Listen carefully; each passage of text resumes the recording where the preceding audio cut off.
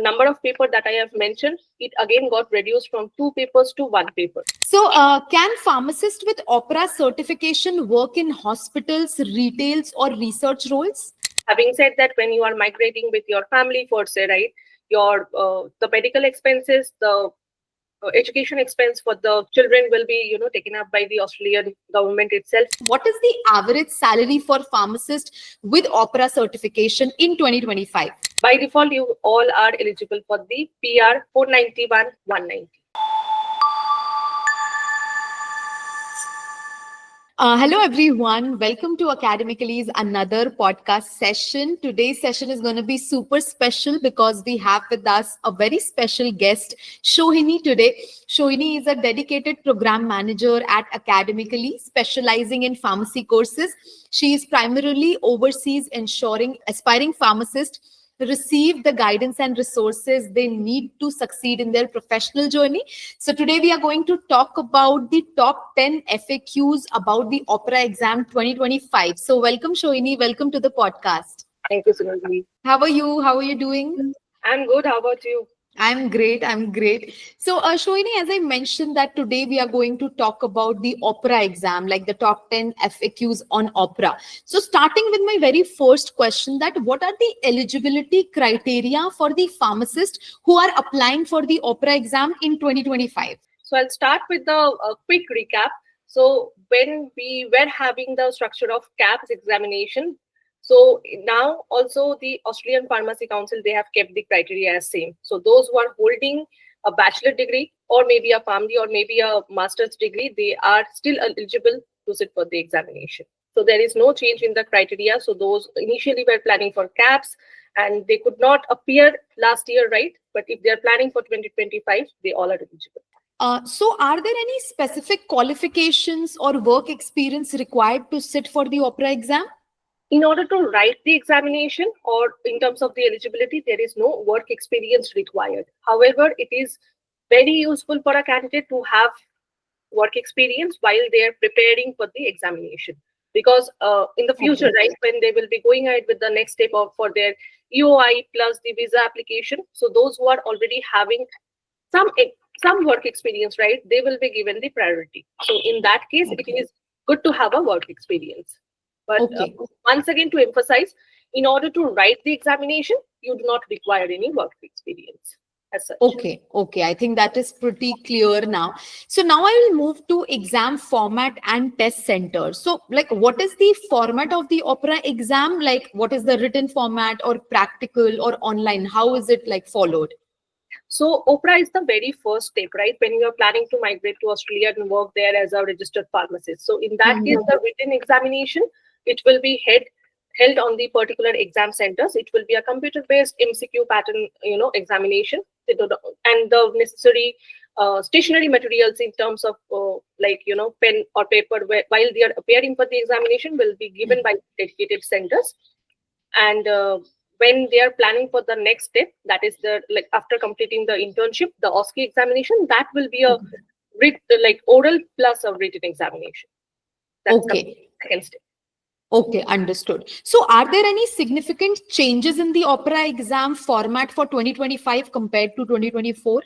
Yes, there are multiple changes, I would say. I can start with the duration of the examination. Earlier in a day, like when the exam was getting conducted, people used to have 2 papers, right? So 2 papers, 2 hours of each. That means 4 hours in total. But now the exam duration got reduced to 2.5 hours. Okay. In terms of the paper, a number of paper that I have mentioned, it again got reduced from 2 papers to 1 paper. Number of questions, earlier it was like 100 questions each paper, that 200 questions. Now in OPRA, it will be 120 questions. Okay, understood. So when we talk about the testing centers, where are the test centers for the OPRA exam located globally? So majority of the countries, also, like if I specifically talk about India, we have around 10 centers.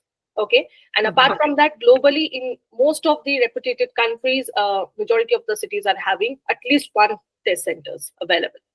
Okay, that's, I think, great, because they can just go to their nearby testing centers and give the exam.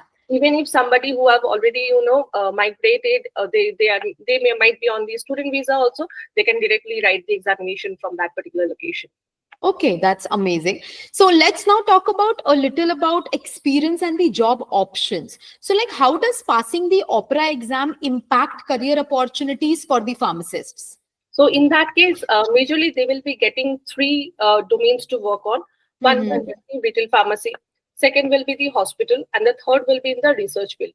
Now, for say, maybe I was working here as a retail pharmacist while I was preparing, and I have migrated now.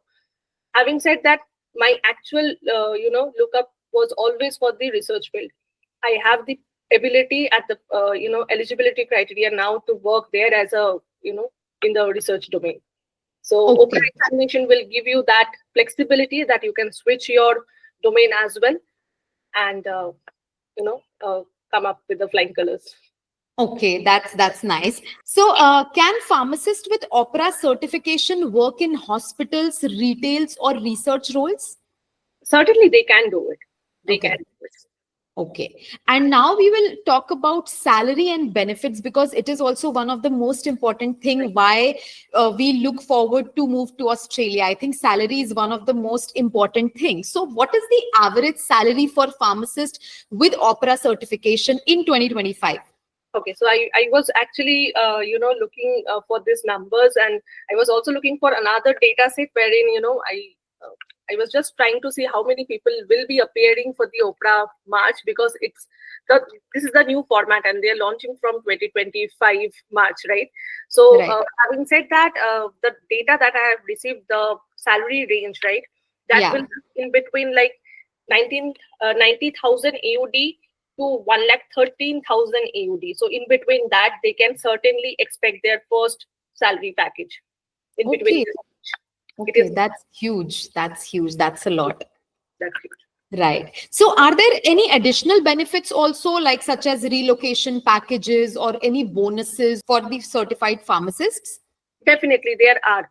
And the work culture that Australia specifically is following, it's a very flexible work culture. Yeah. And having said that, when you are migrating with your family, for say, right, your the medical expenses, the education expense for the children will be taken up by the Australian government itself.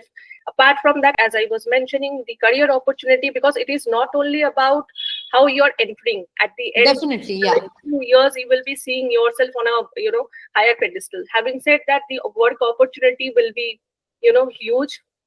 And Okay. apart from that, your overall professional development, your quality of life, because there are dedicated working hours. After that, you are free and you can utilize that time with your family, or maybe completely dedicate that time to yourself for your further development. Okay. Okay. Now we will come to the hot topic, like the hot topic that is there right now, visa, like Australia's visa, the process. So what visas are commonly applied for by the pharmacist moving abroad after the like OPRA certification? Okay, here I'll bifurcate the types of visa. First Hmm. thing, those who are clearing up their OPRA examination followed by English proficiency. These are the basic criteria that you have to meet in order to file your EOI, followed Okay. by your visa. Okay. Okay. By default, you all are eligible for the PR 491 190. You are not supposed to, like, even if you do not have any work experience, still you can apply for these visas. Okay. But as I was mentioning, having work experience will always be an add-on feature for your Yes. candidate. Okay. Now, Okay. if I come to the work visa specifically, that is 407, Hmm. 482, and 494. When I talk about 482, you must be having at least 1 year of work experience, and Okay. going ahead with 494, 2 years of work experience required. Okay. Okay. Okay. Apart Understood. from that, apart from that, the third category will be the student visa. Hmm. For say, I have completed my graduation from here, and I'm already there on my study visa, right? Hmm. I am eligible to sit for the examination. If I do it, I am supposed to complete 1,575 hours of internship. Okay. Once I do that, I'll be getting an additional 3 years of validity with my existing visa. So there are three types. Now, based on your candidature, you are free to select. Okay, I think that's pretty much clear because we get a lot of questions on all of our social media platforms, be it comments, also a lot of DMs about visa, like, what is the current scenario, which visas are commonly applied, how can I apply? So I think now this is pretty much clear for all of us. So now that we have talked about OPRA exam, the eligibility criteria, process, the salary, visa, I would come to the main part, that how do I prepare for the OPRA exam? What is the right study platform, the right plan to prepare for the OPRA exam in 2025? Okay. Now, like those who are planning to sit for the exam, I'm sure they are looking for the exact TOC that needs to be followed for the preparation. This time, OPRA specifically is coming up with one specific change. I would say not change as such, but it is emphasized that they will be focusing on the therapeutics and the clinical application. Okay. They will be expecting question from the therapeutics and clinical based approach. More than 45% is the weightage that is given to to that portion. Apart from Okay. that, what we are studying, right? But Okay. having said that, when you are with academically, you are getting the complete guidance. All our faculties have done the same, Exactly. Yeah. in terms of preparing the content, doing the research, and live classes, or the flexibility that we provide in terms of your self-study materials. All the materials are curated in a way so that if you are with us, you will be passing your exam on the very first attempt. That we assure Okay. you about. Thank you so much. Thank you so much, Shoini. I'm sure all of us, have got a very nice clarity on the whole OPRA exam and the whole pattern of it. And I'm sure whosoever is watching us will get a lot of benefit and a lot of good information through this podcast. So thank you so much for taking out your time and coming here for the podcast. Thank you. Thank you so much. Thank you so much, everyone. And I request you all to please subscribe to our channel because we put in a lot of effort to, do these podcasts, make videos for all of you. And please do subscribe to our channel because, as I said, we put in a lot of effort and you will be the first person to get all the updates related to, moving abroad, being a healthcare professional. So please do subscribe to our channel. If you have any other questions or any other queries that you might have after watching this podcast, feel free to comment down below and we will definitely, answer to your query. And yes, thank you so much for watching. Thank you, Shoini, once again. Thank you.